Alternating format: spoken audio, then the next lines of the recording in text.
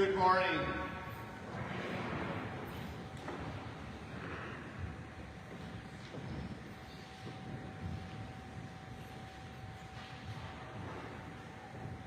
The community just lost its biggest cheerleader. We all lost a very dear friend. But if it helps you, it gives us a lot of peace to know that heaven just gained the best activities director it had ever had. In fact, I'm not sure God knows what God got into. I imagine right now she's planning a Bridge House Brats program for heaven. It'll really be heaven now. I'm Jeff Hodge. I'm the pastor at Penn United Methodist Church. Some of you know me from the Bridge House program. I have volunteered there for the last few years. But today I'd like you to know me as a friend of Cathy Lee's, just like you. It's hard to imagine a world without Cathy Lee in it. I have no idea what my summer is going to be like. 8 years ago I went down to the Bridge House to have coffee with Cathy. And the next thing I knew, I was doing a program for the Bridge House Brats. Then she invited me for coffee again. And the next thing I knew, I was helping on Friday nights. Then she invited me to lunch. And I got a shirt with my name embroidered on it. She introduced me to sleeping in a box at night in November. She taught me how to dance with people in wheelchairs. And she invited me to pray and to help at any event that she planned. In fact, she told me that I get to do the prayers for September 11th for life. And I'm grateful. And I'm forever changed by it. Community is so important to Cathy Lee, so it is so fitting today that we are together here to share in our common grief. And probably even more important than that, even in the midst of our grief, we have an opportunity to celebrate this one dear life. This one who has had such a deep impact on everyone here. On the school, on this community, and on people whose names we may know and on names that we don't know. On people we've met and people that we may never meet. There are two scriptures that come to mind when I think of Cathy. The first one is 1 Corinthians 13. Love is patient. Love is kind. Love is not envious or boastful or arrogant or rude. It does not insist on its own way. It is not irritable or resentful. It does not reject wrongdoing, but rejoices in the truth. That's the love that drove Cathy to always make life better for everyone around her. Sometimes that love looks really simple, like a friendly conversation over a cup of coffee, a warm smile, a listening ear, a comforting hug. Maybe it looks like a bagel or ramen noodles. Sometimes it looks like an egg toss or tug of war. It's a love that might look like a bunch of people sleeping in boxes in early November, and it snows in early November, to raise money or awareness for homeless people. Or maybe it looks like a trash walk on State Street. But however it looks for you, it's love that shows up. It's a love that says to everyone, you're included. You matter. A love that organizes kitchen bands for senior citizens. A love that forever changed the meaning of the word brat. A love that made our community here better. A love that makes us better. Which brings me to the second scripture. It's the parable of the talents from Matthew chapter 25. And I'll give you the Reader's Digest version. A master gives 3 servants bags of money. One, he gave 3 servants bags of gold, and he told them to go make a life for themselves. And one he gave 1, and the other he gave 2, and the other he gave 5. And each one returns to tell the master what they've done with the money. The one who was given 1 buried it, because they were afraid that they would get no return on it, so they hid it. The other 2 took their bags of gold and invested them, used them, and in return they got lots and lots back. They shared those gifts. And to them the servant said, "Well done, good and faithful servant." If this story was told in a contemporary setting, we would know which one Cathy would be. She took her gifts. She took those talents. And boy, did she share them. She invested them. She grew them. Her sense of warmth and hospitality seemed to come so naturally. Her kindness, wrapped in a warm smile, made you think that you'd always known her. I am a testament to tell you, she can get you to do almost anything. And she selflessly shared her time, and her gifts, and her life, so much so that every student, nearly every student in this school, nearly every person in this community, a generation of kids, and nearly every voter who has gone through Lot 1 knows her name and has been impacted by her one dear life. And as this earthly service comes to an end and her heavenly life begins, you can almost hear God say, "Well done, good and faithful servant." Amen. Friends, we're going to hear from a couple of people today, and then I'm going to give you some instructions on how we'll navigate the rest of our time together. But I would like to introduce the mayor of Phoenix County.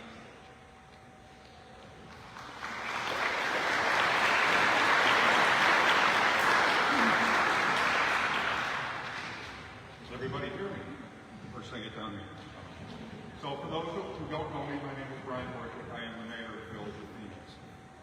We are gathered here today to celebrate the life of a lady that I consider to be the most influential person ever in this community, without question, and I think everybody would agree with that.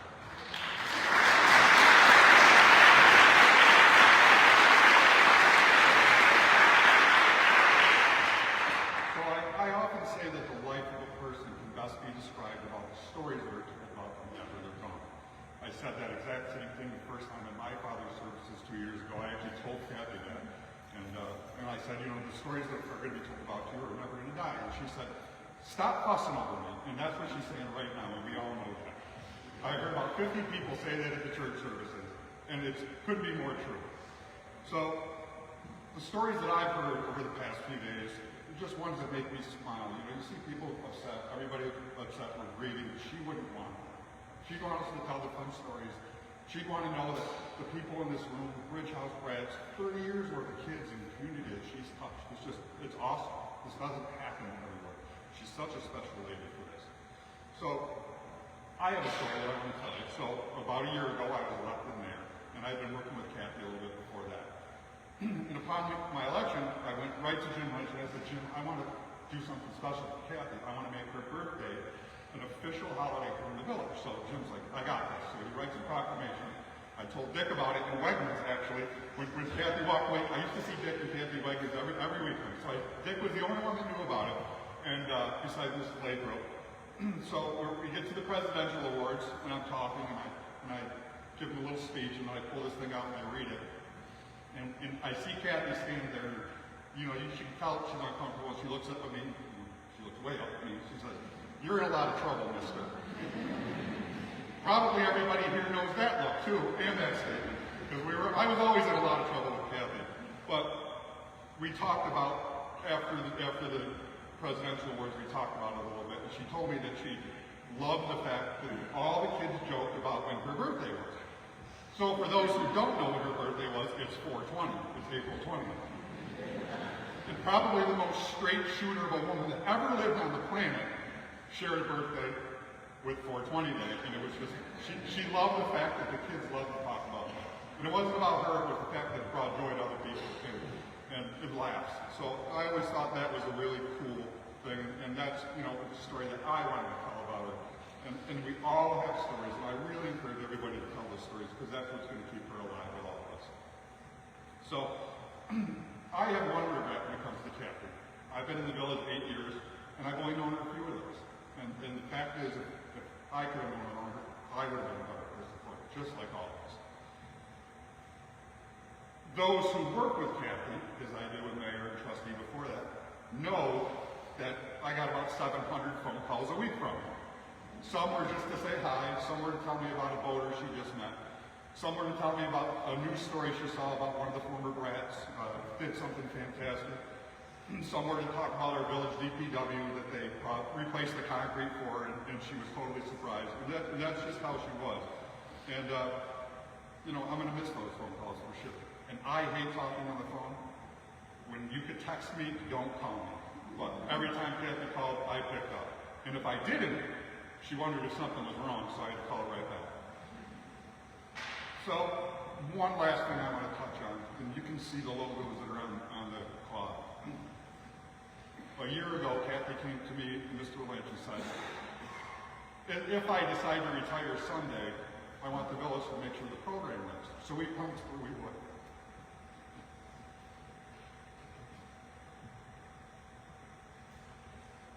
This program will not die.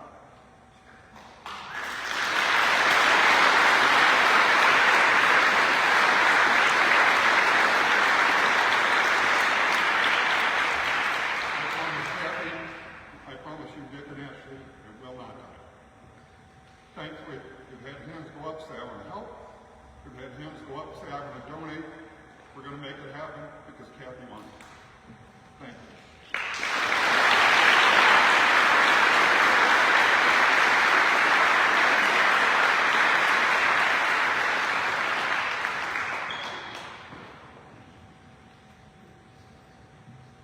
Thank you. I'd like to invite her friend Larry Provost, who is going to share some words.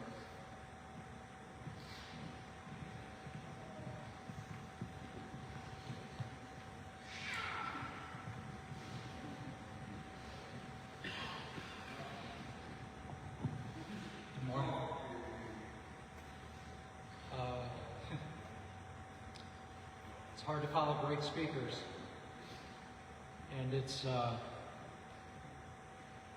but it's very easy to follow a great person.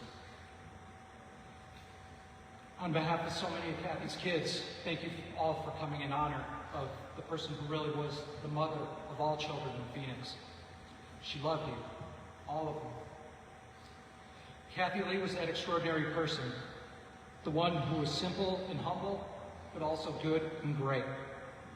One whose faith was so lived out and so strong that this ceremony today is not just a fitting and proper goodbye, it is also her homecoming and her graduation.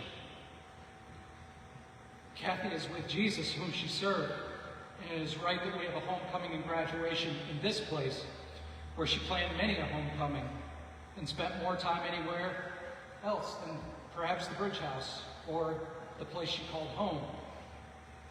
Cathy Gabriel was raised in Oswego and in 1971 met, while working at the airline, a young man named Richard Dick Lee. She tamed him enough to where he asked her hand in marriage. And almost 50 years ago this summer, June 1974, they were married. They settled in Pennaville, and recognizing that this place is a community that is uniquely a little more different and a little more special, adopted Phoenix as their focus. Dick and Cathy were a perfect team. Cathy was the listening ear and Dick is the strong, silent John Wayne type.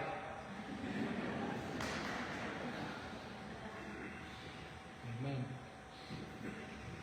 None of us who had the honor of knowing either of them wanted to disappoint either one. Cathy and Dick had an extraordinary ability to relate to young people, even us once young and crazy teenagers. Dick began coaching baseball, including during the summer. Cathy started the teen center at the Sweet Memorial Building and volunteering at the school.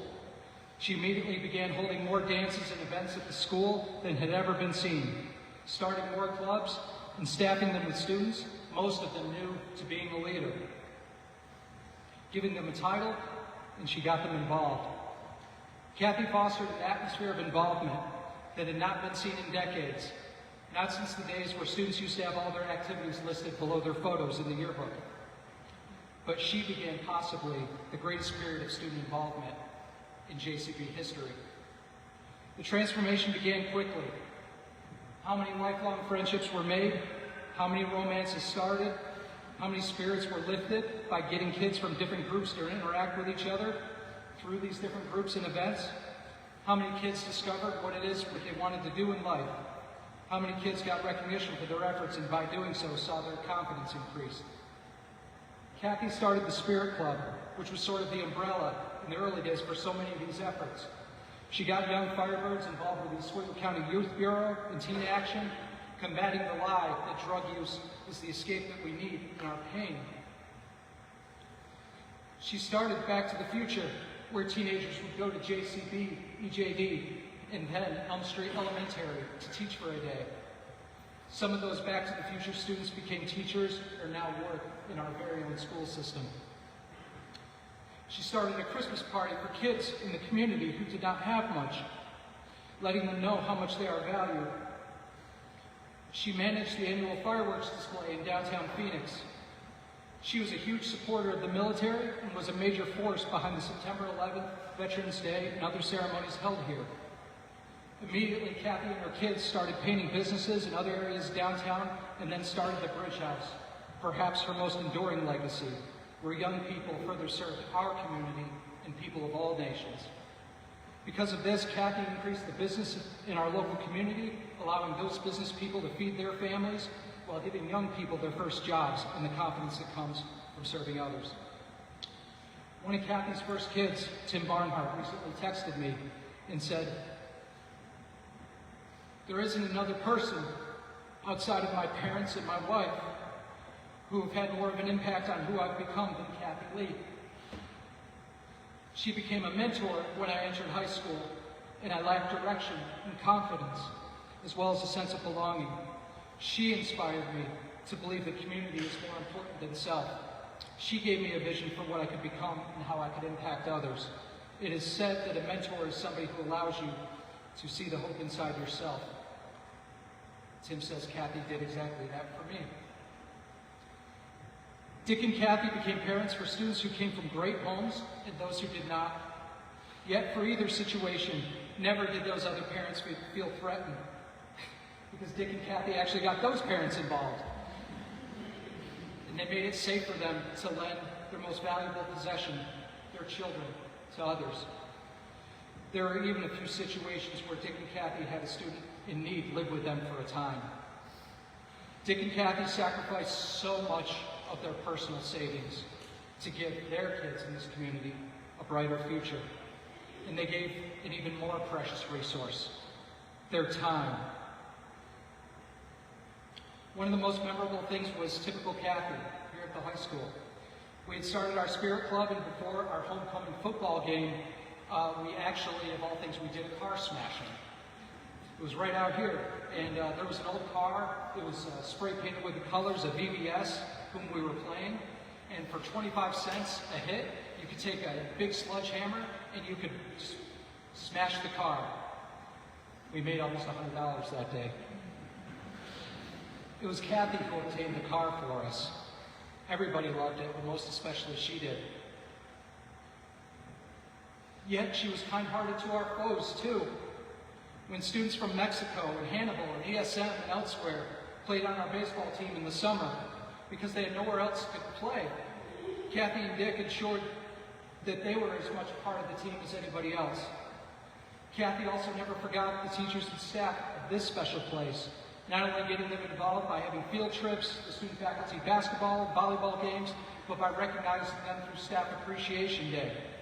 She brought many back into the fold who had stopped volunteering years before, and as a result, so many teachers and staff went beyond the stipulations of their contracts and did extra, unpaid work to help the students. We asked much of Cathy, and in return, she showed us how to serve, how to give, and how to love. The duration of her service is truly incredible over the course of 30 years. The place where she set up shop right here in the high school, the Orange and Black Shack, is such a staple that is called Cathy's, and whether it's there or somewhere else in this community, it should be forever memorialized as such. For it was Cathy who helped us memorialize.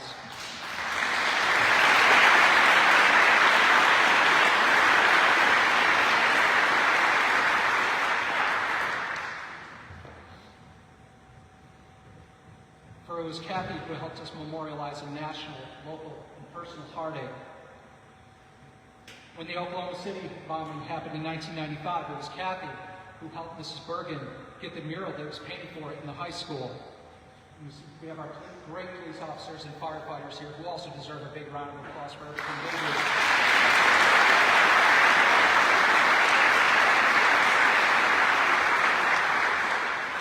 It was Cathy who was the one that got the mural that is still in the cafeteria today in honor of September 11th, 2001, for our police officers, our firefighters, our military, our EMS.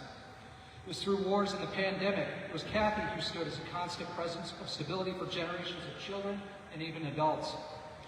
More than anything, Cathy helped people in their personal pain in the local community. She impacted young people who came from broken homes, who had lost friends and classmates, had broken up with a boyfriend or girlfriend, or several boyfriends and girlfriends. Those who were lonely, friendless, unpopular, and on the flip side, those who were very popular and who were struggling with that and the expectations that come from it. She broke down barriers between different groups, and in recent years she was breaking down the technological barriers that keep young people from interacting with each other. And it is without question that she saved young people from the false thinking that suicide is better, and without judgment, she also comforted those who had lost loved ones to it. Cathy helped young people increase their confidence by putting them out in front of people that were older and held positions of great trust. It was not unusual for her to parade her kids in front of the village mayor, town supervisor, county councilman, state senator, or even school superintendent. Countless people would not be where they are today in their vocations without Cathy. Some became teachers, police officers, business people, pastors, government officials. Some raised children and became the quiet heroes that go without recognition. Some moved away and have come back here today from places as far as Colorado and Virginia. One of Cathy's original brats drove up from Virginia last night. His vehicle broke down in Pennsylvania. He got a new car battery and he came here because that's what Cathy meant to him. Some stayed here in Phoenix, but all are making an impact to this day. Most importantly, untold numbers of us are where we are at in our personal lives because of Cathy's example. Cathy never forgot those who were older, those who our society tends to put away, and to our great detriment. She understood that older people have great wisdom, great compassion, great worth, and a tremendous sense of humor. The senior citizen dances she put on in this very place, the visits she arranged for the Bridge House brats to visit the oldest of people in the community were truly heartwarming for the seniors and taught an important lesson to the youngest. Perhaps Cathy was able to bridge the generations because she was old school in her beliefs, but definitely not in her methods. She loved God, but stirred controversy when, in this very room, of all things, the casket was wheeled in. She used the Grim Reaper, whom we named Joe Boo, as our mascot during homecoming. Joe Boo came out of the casket while wheeled into this gym while Bad to the Bone was playing, which was one of Cathy's favorite songs. Some people didn't like that too much, but Cathy absolutely loved it, and so did the students. She was a big supporter of our military, but it was not unusual for her to be listening to those songs from the 60s. One of the one of the albums she listened to was Peacemakers, Protesters, and, well, I won't say what the last one was, but it had something to do with 420. There was opposition in the beginning, even at times from some government officials, as there was a question whether young people in this community could be entrusted with even more responsibilities than they had in decades past. Cathy's character and the favor she had not only kept the program strong, but grew them, even further transforming the minds and hearts of the village leadership to where, last year, the village under our mayor helped host a reunion in tribute to Cathy at the Bridge House. And it's because of Cathy that we don't just serve our young people, but our young people are servant leaders. Cathy's brother Sam got into the mix along with his newlywed wife Michelle, who instantly took to all the gangs sleeping over at their house within weeks of their own wedding. Having a bunch of teenage guys sleeping over at your house on Friday and Saturday night, soon after your own honeymoon, takes a truly special couple. Cathy got other parents to step up as well. These are the parents who would not just attend the concerts, the performances, the sports games at home, but actually traveled with the teams and the clubs to away events. Some of these parents had long seen their own kids and grandkids graduate, but got involved with the students anyway, like World War II veteran Ellis Wellberger. There was one man who was on the Phoenix varsity baseball team in 1964 who told me he had not been to a game in 30 years, but he came to watch Cathy's kids play, not just because of the caliber of their play, but because of the caliber of their character. Cathy's daughter, Ashley, whom she pushed so hard and loved so much, was always there and has grown so much, literally, figuratively. And she did an incredible amount of legwork for everything that's happened to make today a reality. And Ashley, your mom is proud of you. We are proud of you, and you are truly your mom's daughter.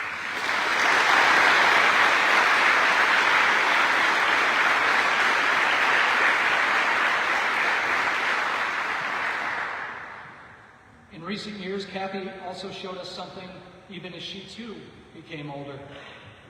She never stopped. She never quit. Her love for others, like Jesus, went all the way to the end. Further, Dick showed us what a real man is. Someone who stood strong with his spouse in sickness and in health. He never shrunk from that responsibility, but did it with dignity and class. Dick, like Cathy, is not one for recognition, but his efforts deserve to be honored, and all of us here promise to always be by your side.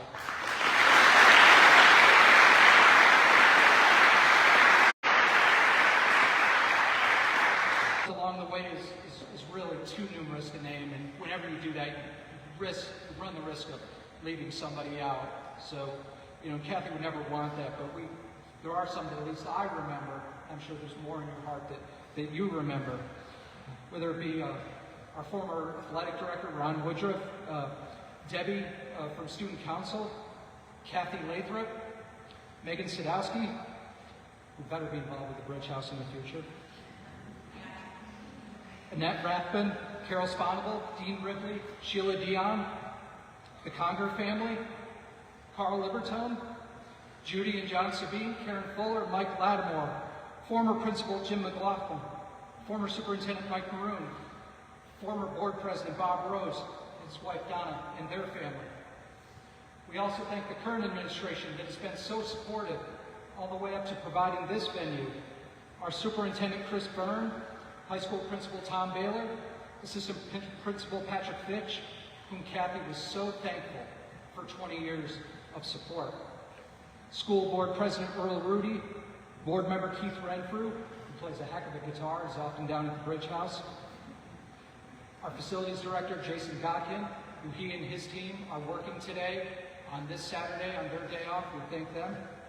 Our police officers and firefighters, our Mayor, Brian Borchik, who also helped an awful lot in regards to today and his support of the Bridge House. On behalf of all of us who have grown up, we owe you parents, teachers, administrators, officials, and other associates of Cathy an engraved thank you. With so many thanks to give, it is impossible to capture the magnitude of what Cathy did and what it means to us. We have not fully felt the weight of this loss, and we may not for some time. We may feel it more fully after the cheering stops at commencement and the lights fall silent at JCB, or on a quiet morning at the Bridge House before the boaters arrive, or when the fight is done and the sun sets over a baseball diamond. This is not just a community loss, but truly, out of our little village, an international one. There will be boaters who come from other continents who will, this summer and summers after, be asking about the wonderful lady who ran the Bridge House. They already have. To our younger people who are Cathy's kids, I know that this is very hard. This is also a part of life, and we cry and we hurt because we are given the gift of love. We don't have to be afraid to cry, and we don't have to be afraid to love. The chance we take on loving others is worth it, and God will take care of you as He did Cathy. The tributes could last all day, and perhaps in some way they should. Cathy wanted us to be together. She also wanted us to eat. However, she also would want us to go out into the world and to do God's work. Cathy's life was her eulogy, and the way she lived is the sermon. No eulogy of Cathy Lee would be complete without being as bold as she was. I believe the secret to Cathy's success was her faith in Jesus Christ. Cathy understood the real biblical truth when Jesus declared, "I am the way, the truth, and the life. Nobody comes to the Father except by me." It isn't about being a good person, because if it was about being a good person, the thief who was on the cross beside Jesus, who had done nothing but wrong all of his life, or St. Paul, who we heard in the church, his words, who did nothing but kill Christians, they would not be allowed into the kingdom of heaven. God is so loving that anyone can get into heaven acknowledging Christ. Yes, anyone. Just like anybody could have been a Bridge House brat. And we don't have to worry about the timing of getting there, because when someone who loves Jesus dies, He says, like He did to the thief on the cross, "Today you will be with me in paradise." Amen. Cathy and I talked often about Jesus, and she was very clear about where she stood with Him. She encouraged me to follow that example in what He said in the Bible, and while that we will always respect our pastors and priests, that Jesus is the final word. Cathy's success and our success is not measured by what the world recognizes, how much money we make or how much money we don't make, how many kids we have, biological or otherwise, but by God's loving standards. He's not a God who's there to hurt us. He loves us. He created us. He made us. He wants us to be with Him and to be safe with Him. Jesus said compassionately so by being so clear that we don't have to wonder that nobody could enter the kingdom without Him. Well, obviously, I wish He was here. We don't have to worry about where Cathy is, because Cathy's in heaven, and in heaven the weather's perfect, unlike this past week. And in heaven, everybody's young, just like her kids always were in her heart. And nobody hurts anybody, because Jesus is there protecting everybody. Jesus did not have biological children, but like Cathy, He has children in a spiritual family that transcends boundaries through His blood, sweat, and tears. As great as our families may be or not, it is through Jesus we were adopted, just like Cathy adopted generations of Phoenicians. She would want us to accept the same Jesus and ask Him into our heart. That would be the best tribute we could make to her and to our Lord, who went to the cross for us and not only died and was buried, but whose death and resurrection we honored in between the time of Cathy's homecoming before Good Friday and her graduation after Easter. At the risk of sounding heretical, Cathy is not irreplaceable. because she showed us how to live the sermon. As did Firebirds in generations past, as when Mr. Hurtelbaugh, the principal whom this school is named for, said that the best way to teach leadership is to first follow Jesus. And Mr. Castilian, who became principal after him, challenged every student to ask what they could do for God and country. Cathy served God, country, and community, and definitely finished with honors. Today, we too graduate. And we ask each of you to stand with Cathy and reaffirm what she stood for. So much has been given to us in this community and nation, and now much is required. To be chosen to stand in the gap and to be alive and a light for a generation that so desperately needs it is not only a great responsibility, but a most incredible privilege afforded only a few. May it be said today that we reaffirmed our faith, that our rudders are strong through crashing river waves, and that even in setbacks and sacrifices, Firebirds always rise from the ashes and amongst the hottest of flames. I am confident that this day of mourning is also in many ways our finest hour, and that this graduation day of Cathy Lee shows Central New York, and indeed the world, the strength of this community, and that in Phoenix, New York, together, our best days are ahead. When Cathy gathered her first group of us kids 30 years ago this summer, there were those rare times when we teens would actually do something perfectly, and Dick would approve. And he would say to us in that very distinct voice of his, "Good job."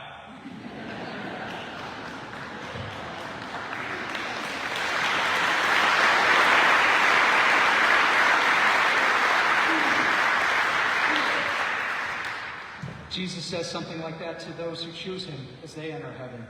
Well done, good and faithful servant. So Cathy Lee, we love you.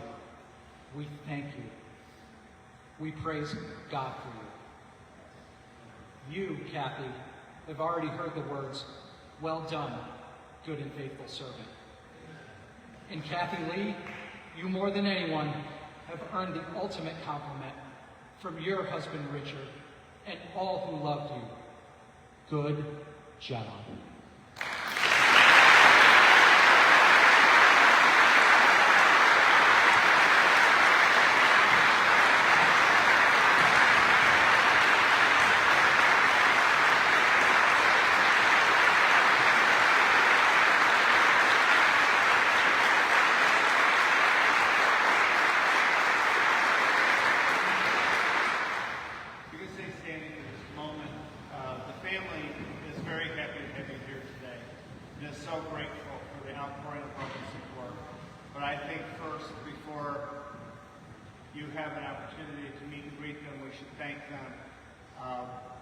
Dick and Ashley, thank you so much for sharing, recognizing the need for public grief and sharing this day with us.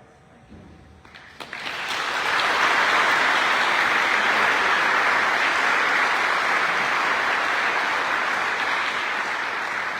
You may be seated as we now prepare to transition our time together. This is a celebration today, and we are celebrating Cathy's life today. But we're going to celebrate her long after today. You're going to celebrate her when you see so many things that remind you of her, which I'm not sure what wouldn't. But you're also going to celebrate Cathy when you think of the values that you share. And when you hear stories that she either told you or that were about her, or you remember a lesson that you learned from Cathy. So I say live those values, tell those stories, and teach the lessons so that even those who will never meet Cathy Lee are going to know her by the way we live our lives. Life is a gift. So is Cathy. I believe that all life is a gift, but I believe that how we live it is our gift back to God and our gift to one another. So as we prepare to continue our celebration today, I remind you that Cathy Lee was a rich woman. You're the empire that she built. You're the greatest investment of Cathy Lee's. So, live, love, as Cathy has taught you. Live and share as Cathy has taught you. And again, remember, you are her legacy. You're her greatest investment. You're the empire that Cathy Lee built, and you're priceless. Friends, for the rest of the afternoon, we're going to have an opportunity, you will have an opportunity to meet and greet the family and to pay your respects to them. Also, the call that you see here on the casket will be on the table, and you will have an opportunity to sign that or share a message. That will actually go to the cemetery today when we leave here a little bit later this afternoon. There's also food in the cafeteria, is that right? And so we do invite you to share and to mingle, tell stories. Let's celebrate Cathy's life together.